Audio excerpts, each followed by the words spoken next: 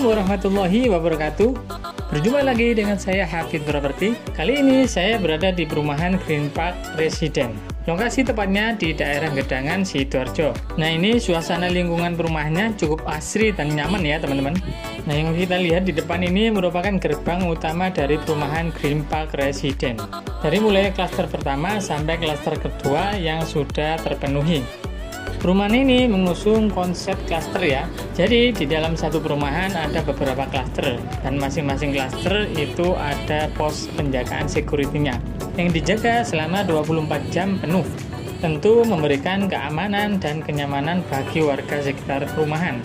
Karena klaster pertama dan klaster kedua sudah sold out atau habis, nah yang kita masuki ini merupakan klaster ketiga dari perumahan Green Park Residen.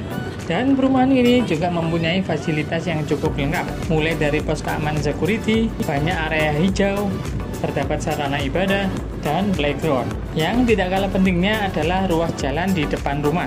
Perumahan Green Park Residen mempunyai ruas jalan yang sangat lebar. Untuk ruas jalannya kurang lebih sekitar 10 meteran ya. Jadi jika ada 2 atau 3 mobil ini bisa bebas hambatan.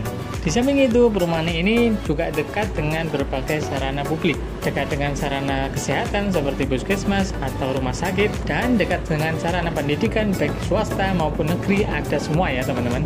Dan aksesnya pun juga cukup mudah.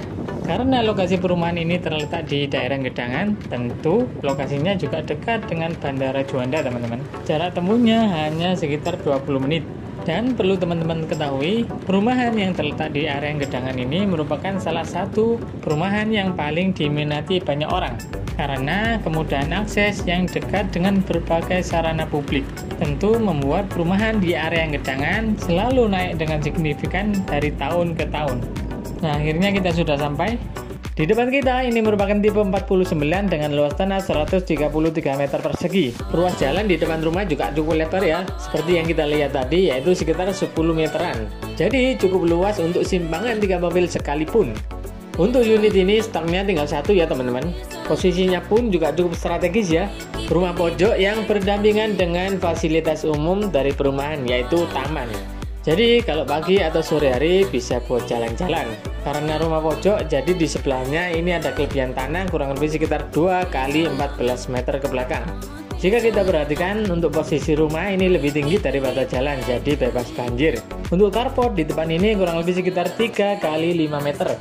Carportnya pun juga sudah di keramik, jadi bukan plesteran biasa. Nah, ini untuk halaman depannya kurang lebih sekitar 4,5 kali 4 meteran. Di sini sudah bonus tandon tanam ya, kurang lebih sekitar 1 kubikan. Untuk sumber airnya di sini sudah pakai PDAM. Untuk listriknya rata-rata perumahan ya, yaitu sekitar 1.300 watt. Sudah pakai token semua, jadi bisa ngisi ulang melalui Indomaret dan Alfamart terdekat. Langsung saja mari kita masuk ke dalam teman-teman. Nah, ini merupakan ruang utama.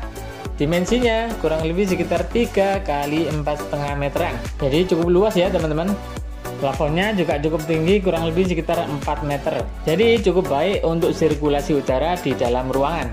Kita lanjut menuju kamar pertama.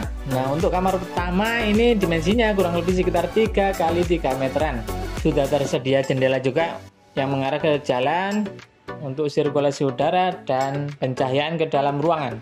Nah, jendela atas ini bisa dibuka tutup ya. Untuk kusen-kusen di sini semua sudah menggunakan aluminium ya teman-teman. Jadi cukup awet untuk jangka panjang.